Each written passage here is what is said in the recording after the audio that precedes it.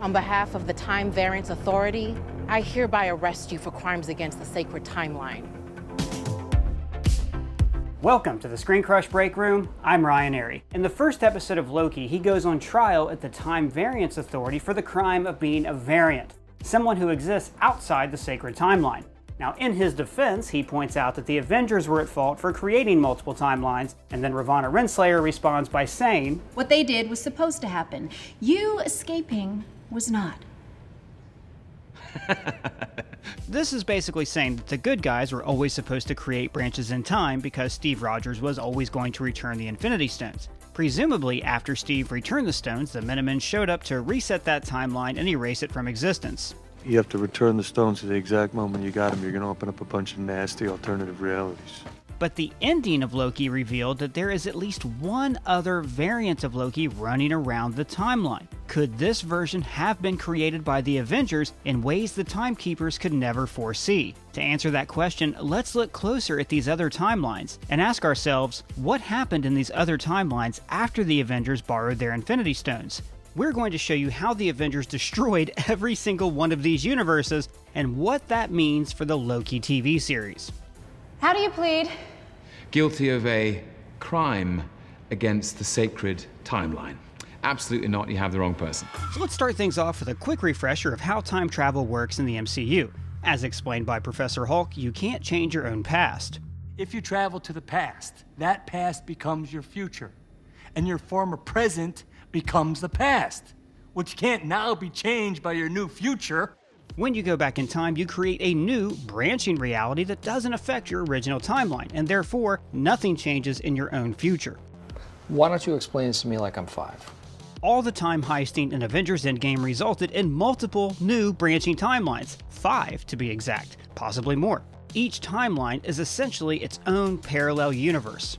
Somewhere in the past, the timeline skewed into this tangent, creating an alternate 1985. As we saw in Loki, the TVA polices these parallel realities if they stray too far away from the sacred timeline. So this Loki variant could actually be from one of these other timelines the Avengers created. Also, based on the time travel rules that the MCU set up, once a branching timeline is created, you can't undo it by going back in time, because by doing so, you literally end up creating another new timeline in the process. So actually, Steve's trip back in time would have created more timelines and not fewer. Time travel! So let's explore each branching timeline and how the Avengers sort of broke all of them. Let's start with the 2012 timeline, which is the one that gave us our new Loki. Well, I guess technically it's the old Loki, but you know what I mean. The big change to this timeline is the 3 missing Infinity Stones. The ancient one gave the Time Stone to Bruce Banner, and Captain America retrieved the Mind Stone. Then there's the Space Stone, which pretty much fell into Loki's lap and he used it to teleport away. Appears to be a standard sequence violation. Branches growing at a stable rate and slope. Variant identified. I beg your pardon. The TVA protects the proper flow of time, and if they try to fix the timeline, they have their work cut out for them because the 2012 timeline was changed significantly. Firstly, Thanos won't be able to wipe out 50% of all life in the universe. With 3 stones missing from the timeline, he can't snap his fingers, so that's good news for the universe. And that's true in every new timeline the Avengers created. Well, that's good news. But time is like a river. Changing one thing sends a temporal shockwave that shifts all the events that follow. Take Loki, for example. He's missing from the 2012 timeline, meaning he won't be taken back to Asgard with the Space Stone, which changes everything relating to Loki. He won't be there when the Dark Elves attack, and there's a good chance Frigga won't die, because remember, he gave Curse directions to her room. You might want to take the stairs to the left. Also, Loki won't be there to banish Odin to Earth, meaning that Odin will remain in power and alive. So, Hela will stay imprisoned and Asgard won't be destroyed. But that's not all. The Mind Stone enhanced Wanda and Pietro Maximoff. Without it, they don't get their abilities. Well, I mean, okay, in Wanda's case, the Mind Stone simply helped her unlock her inner Scarlet Witch. Quicksilver, on the other hand, well, you know, Marvel's just kind of forgotten about him. Long lost bro get to squeeze his stinking sister to death or what? She recast Pietro? It also means that neither Vision nor Ultron will be created, because they were both born from the Mind Stone. No Ultron means Sokovia won't be destroyed, and Zemo will have no reason to go after the Avengers, so there will be no Civil War or Sokovia Accords. Also, Quicksilver won't die this time, not that anyone cares. More importantly, there's no WandaVision in this reality. This is absurd. I need to get my wife. Also, the 2012 Captain America is going to be pretty confused about the revelation that Bucky is alive. He might even take a leave of absence from the Avengers to search for Bucky. And that Hail Hydra from Captain America might be far more destructive than you think. Hail Hydra. Yeah, it's a fun moment, but just think about these ramifications. Hydra might suspect that they were infiltrated and exposed, and they would make their move much sooner. This time, they might even be successful because Captain America is running around the globe hunting down the Winter Soldier. But here's the thing, gang, none of that will matter, because no time stone means that nothing will stand in Dormammu's way, so reality's pretty much doomed. That whole I came to bargain trick will be very hard to pull off without the time stone. Dormammu, I've come to... You know, it'll be interesting to see if Loki is actually able to change his ways and become a hero on this show. After all, Thor already called him out for his lack of growth. See, Loki, life is about growth, it's about change, but you seem to just want to stay the same. I believe it's important for characters like Loki, you, and me to challenge ourselves and learn new skills.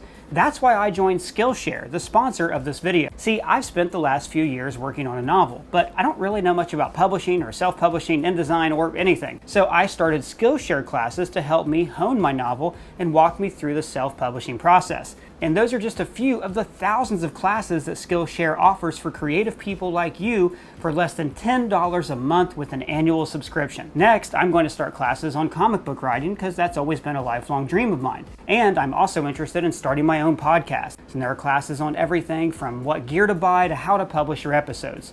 Or maybe you're already an artist and you want to learn how to sell your work freelance. Then you can join one of Skillshare's many business classes. The site is here for you to learn, so there are no ads. This helps you stay focused and follow your own creative voice. So we have a special deal for you. The first 1,000 of our subscribers who click the link in the description will get a free trial premium membership so you can explore your creativity. Do it. Now let's look at the 2013 timeline. Remember, each timeline is now its own universe, so all of those changes in the 2012 timeline won't affect the 2013 reality. Okay, break it down in terms of... okay. I think I'm getting you. In 2013, Thor and Rocket stole the Reality Stone. Now this is a good thing since Malekith won't be able to achieve his goals and cover the whole universe in darkness, which is a terrible evil bad guy plan. I'm gonna turn off the lights, roar! Oh, you think darkness is your ally? You merely adopted the dark. But the sad news is that Mjolnir is gone. Lebowski Thor stole it so he could feel better about himself. Remember, Thor is very attached to his hammer. Sounds like you had a pretty special and intimate relationship with this hammer, and that losing it was almost comparable to losing a loved one. It's a nice way of putting it. So now, 2013 Thor will be left wondering what happened to his hammer, never getting a resolution, and that's just sad. But remember that Thor also needed his hammer to bring Vision to life. And even if Tony did bring Vision to life on his own, the team wouldn't trust Vision if he doesn't have a hammer to lift. I'm not amused. Vision played a big role in helping the Avengers stop Ultron, so no hammer means no Vision, which means Ultron will destroy the Earth. Boom. The end. Start again. Next is the 2014 timeline, which had some of the most drastic changes. Let's start with the Soul Stone. Without the stone, presumably the Red Skull is free to leave Vormir. Maybe his 70 years as a Guardian will have helped him to reform his ways. If only it were that easy. Or maybe not. Maybe now he has an even greater understanding of the cosmos and is more of a threat than ever. I mean, I could see the Red Skull hitching a ride off the planet and building up his own mercenary army of aliens to return to Earth in the name of conquest. But the most significant change to 2014 is the missing Power Stone. This stone is the reason the Guardians of the Galaxy united in the first place. Without the stone, it's unlikely they would have ever even met each other. But what about Gamora? Where is Gamora? Yeah, I'll do you one better. Who's Gamora? I'll do you one better. Why is Gamora? Well, Gamora is missing from the timeline completely, along with Nebula, Thanos, and all the baddies from Sanctuary 2. They all traveled to the 2023 timeline in Endgame. Present Nebula killed 2014 Nebula, and Thanos and his whole army got dusted. Gamora is the only survivor and she's stranded in 2023. This means that there's no Thanos in the 2014 timeline. Seems like the universe is better off, right? Wrong. This universe is in grave danger. Don't forget about Ego. While it might take him longer, sooner or later he will find Peter and do the whole expansion thing. Row and spread, covering all that exists. But without the help of the Guardians of the Galaxy, Star-Lord won't stand a chance against his father. So the universe is doomed. Are you noticing a pattern yet? We're doomed. Now let's go back to the 1970s.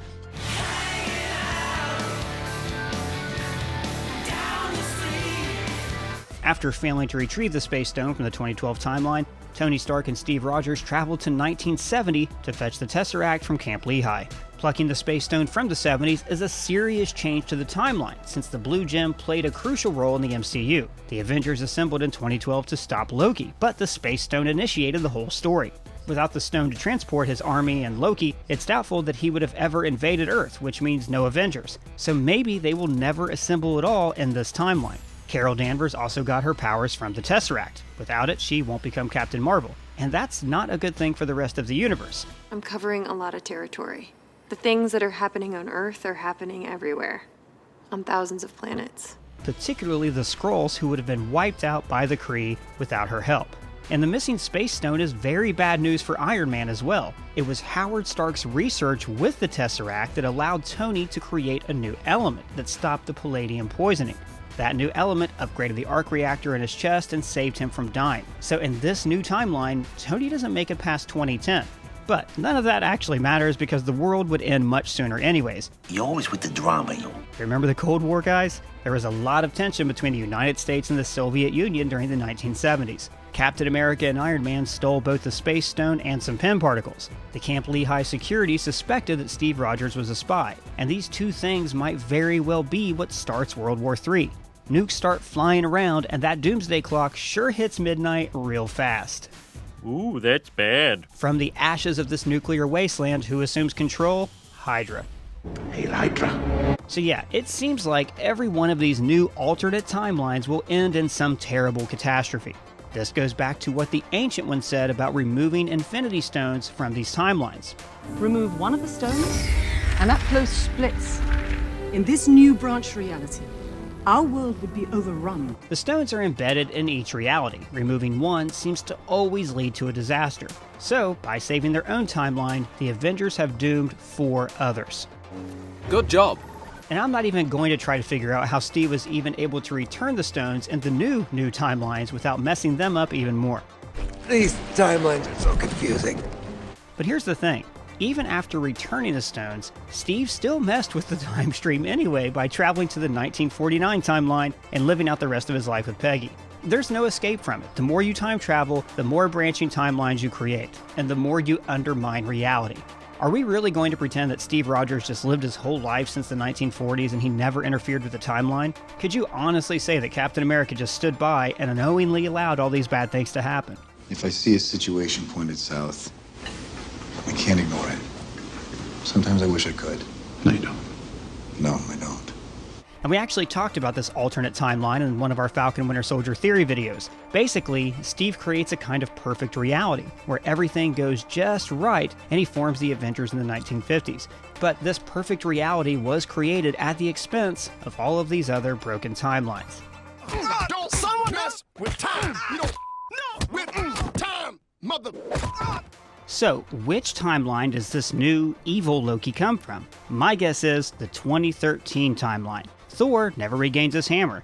Malekith can't use the ether, but he can invade Asgard. Without Thor at full strength, the Dark Elves kill him and almost every other Asgardian except Loki.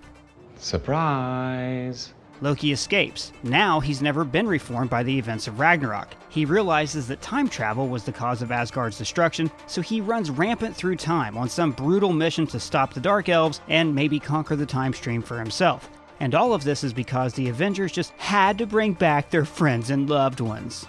Oh, boo-hoo-hoo, my wife and child are dead. I don't care if it's mean. Regardless of how you cut it, the flow of time has been royally screwed. But these alternate realities offer a lot of possibilities for the MCU. This is how Marvel can introduce the multiverse and explore parallel Earths in the What If show. There is something so awesome about seeing how things would have played out differently with the MCU events, and I've been obsessed with this stuff ever since the Mirror Universe in Star Trek. It's always a great chance to tell some cool stories. And this is a good way to bring back some familiar faces to the MCU. Anyways, this was a recap of all the broken MCU timelines. Did we miss any big changes to the timeline? Which timeline do you think is the most broken? Let me know in the comments below or at me on Twitter. And if it's your first time here, please subscribe. For ScreenCrush, I'm Ryan Airy.